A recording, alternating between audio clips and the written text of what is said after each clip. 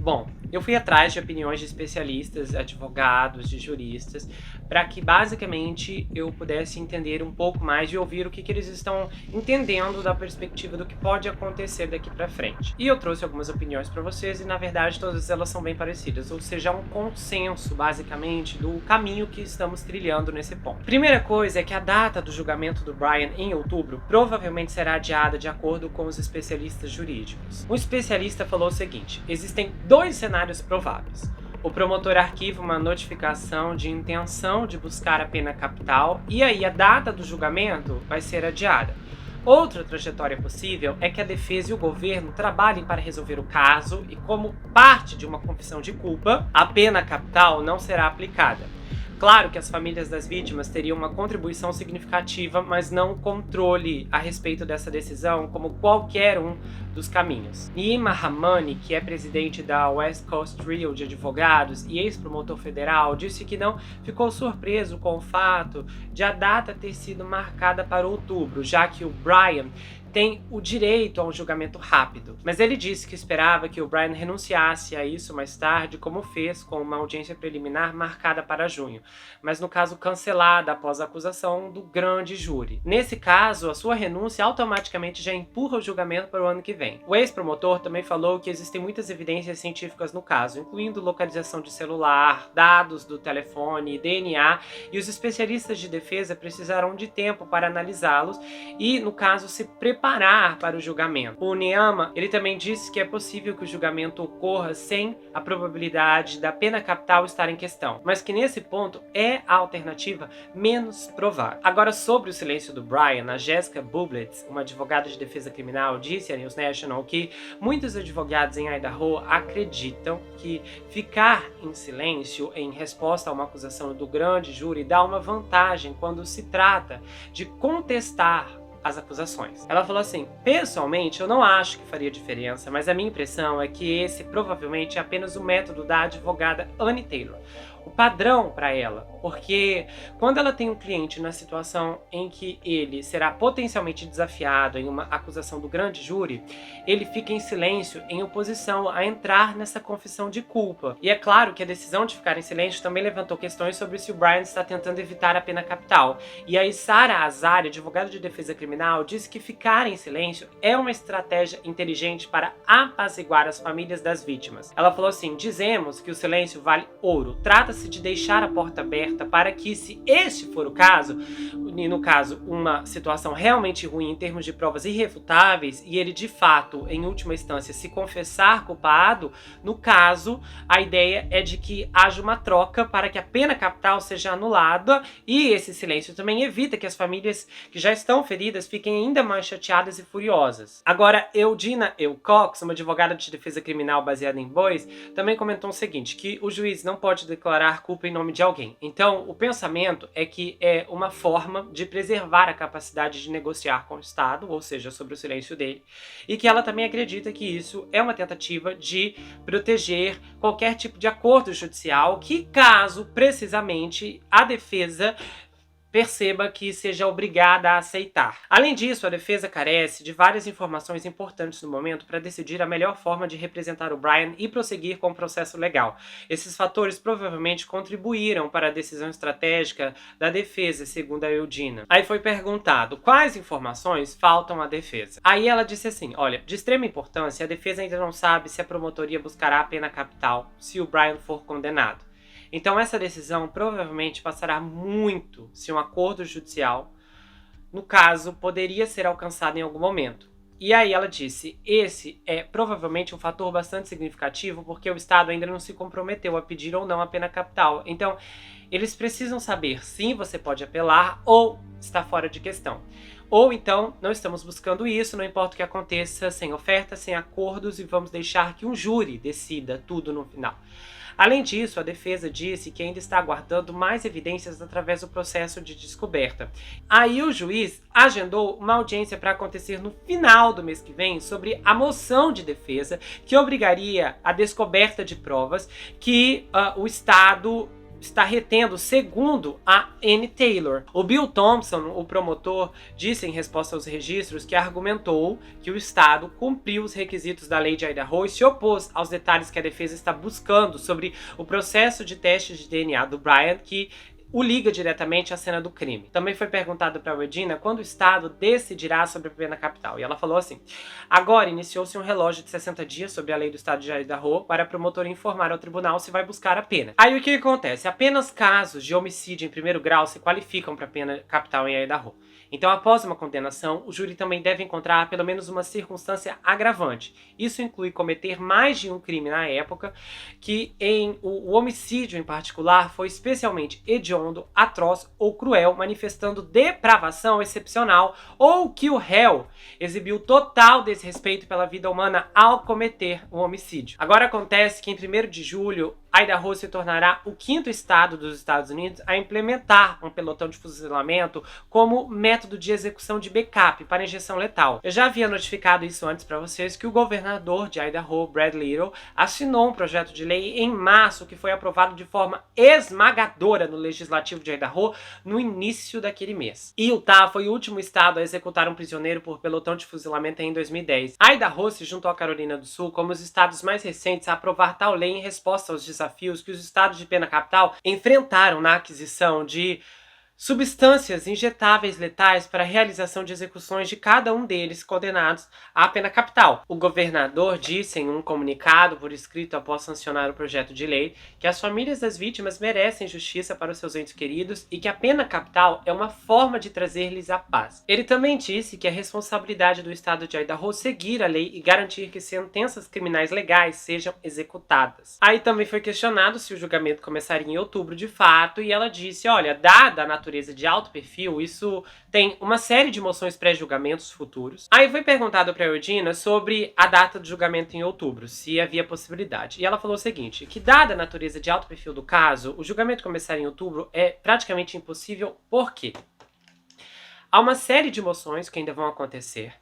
Há a audiência que foi marcada para junho, sobre as provas que a defesa quer, e que no caso tudo isso é um cronograma difícil de lidar em qualquer circunstância, e ainda mais em um caso tão complexo como esse. Ela disse, eu acho que a probabilidade de que esse caso seja julgado ou comece a ser julgado na data em que está marcado é quase nulo. A realidade é que esse caso tem uma magnitude multijurisdicional. Ela disse, a realidade é que um caso dessa magnitude é multijurisdicional e tem multi-agências para coordenar esse número de testemunhas para a defesa lidar com tantas evidências diferentes, buscar seus próprios especialistas em potencial para combater teoricamente o que quer que o Estado tenha. E ela disse ainda que para as pessoas 6 meses parece muito tempo, mas que pode ter certeza que é uma gota em um balde nessa circunstância. Aí também foi perguntado algo que eu não vi nenhum outro especialista comentar, que é uma possível mudança de local do julgamento e se isso ainda pode acontecer. E ela falou que, em suma, sim, que tal pedido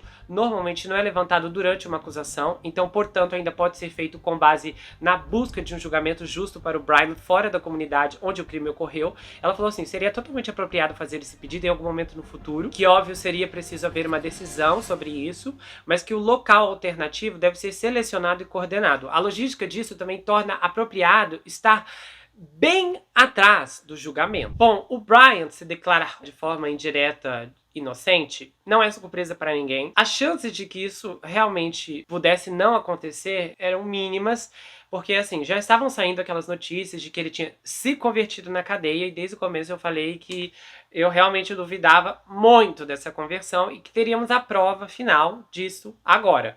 Porque se ele realmente tivesse se convertido, ele teria assumido a culpa, a responsabilidade. Não foi o caso. Então significa que essa conversão, I'm so sorry, mas pra mim foi apenas golpe de publicidade. Eu realmente não sei o que está passando na cabeça do Brian nesse ponto, porque assim, já tem evidências esmagadoras contra o rapaz. Nós estamos, assim, falando de muitas evidências mesmo.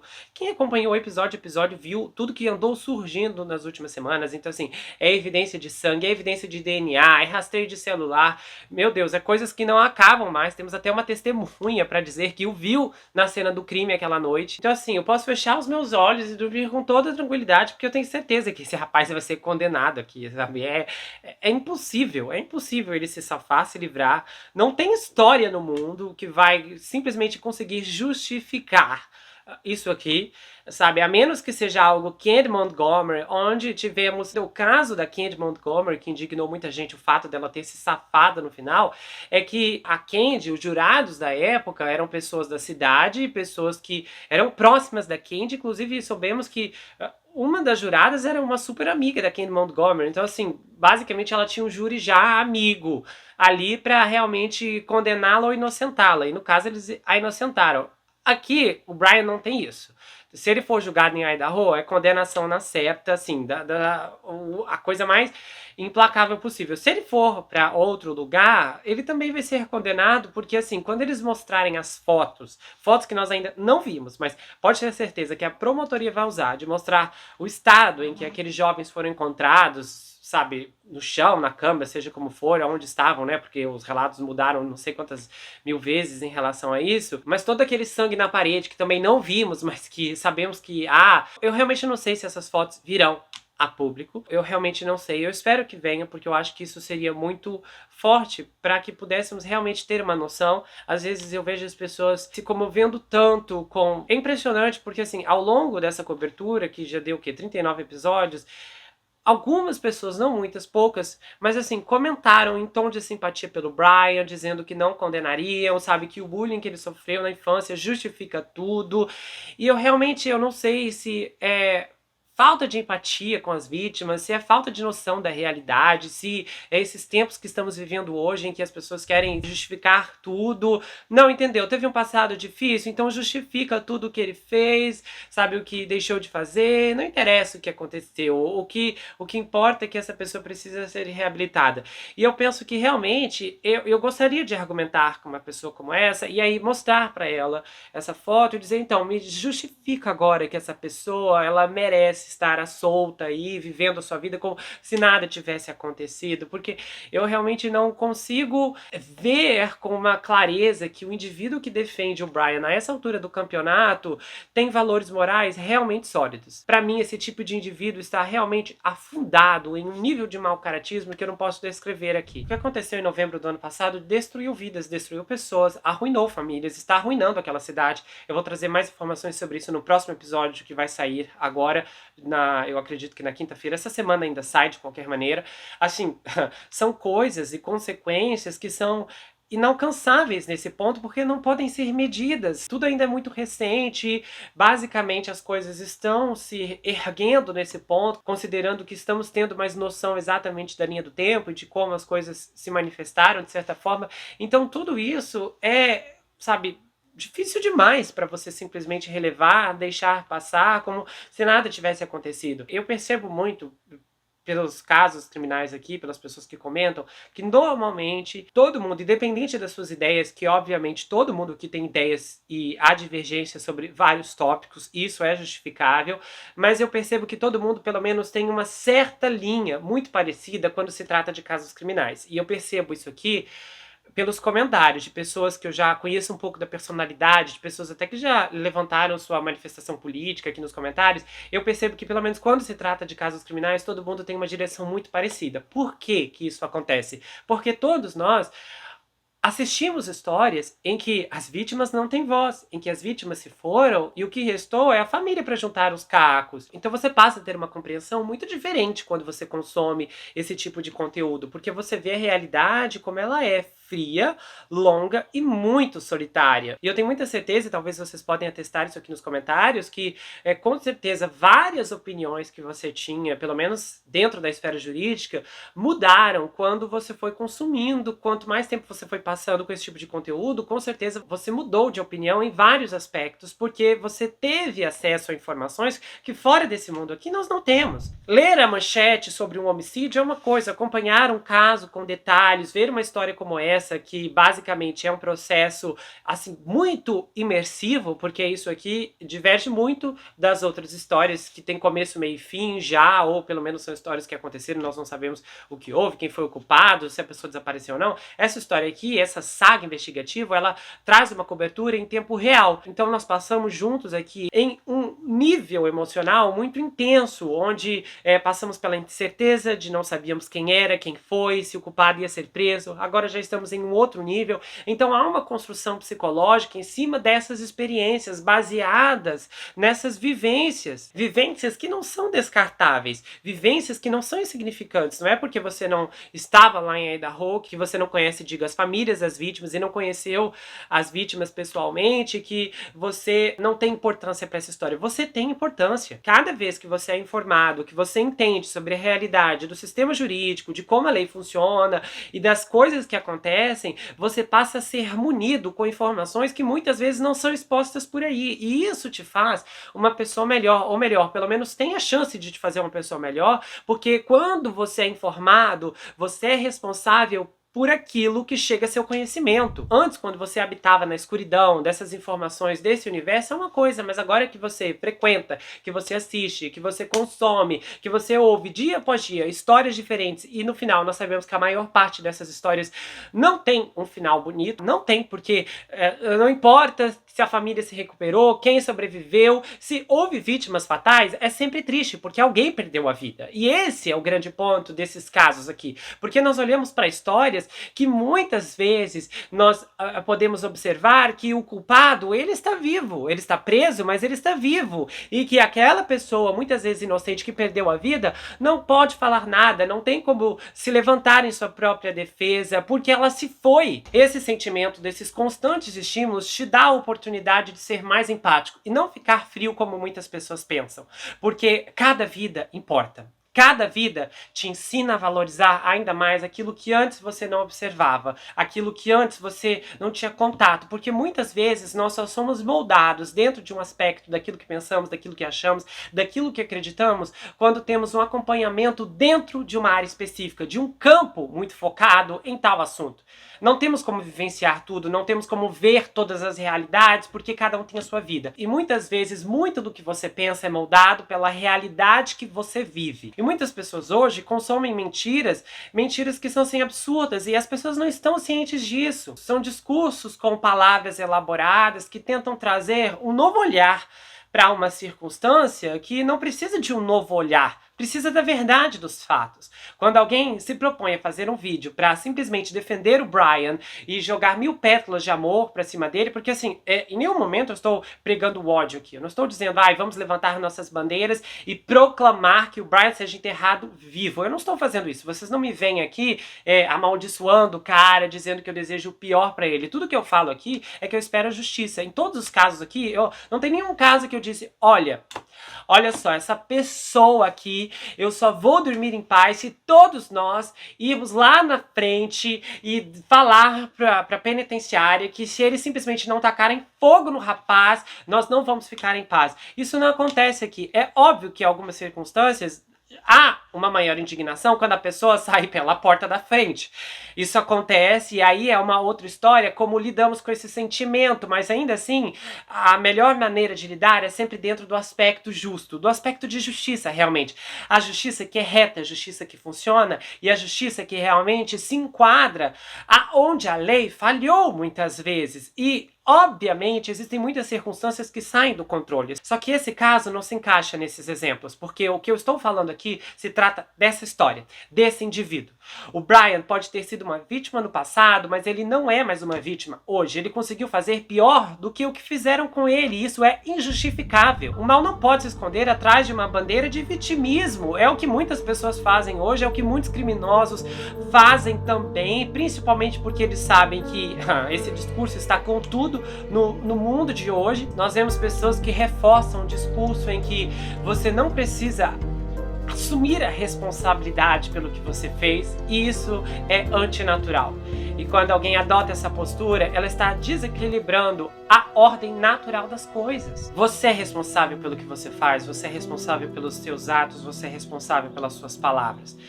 Obviamente, quando você se arrepende, há um tempo para correção, há um tempo para corrigir, há um tempo para refutar aquilo que você fez, há tempo para que você possa colocar as coisas no lugar.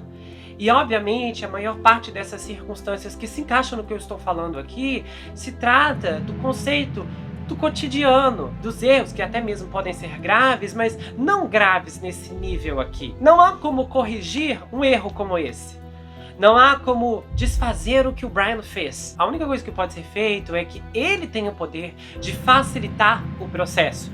Mas facilitando ou não, ele tem que pagar pelo que fez. Ele precisa pagar com todo o rigor da lei.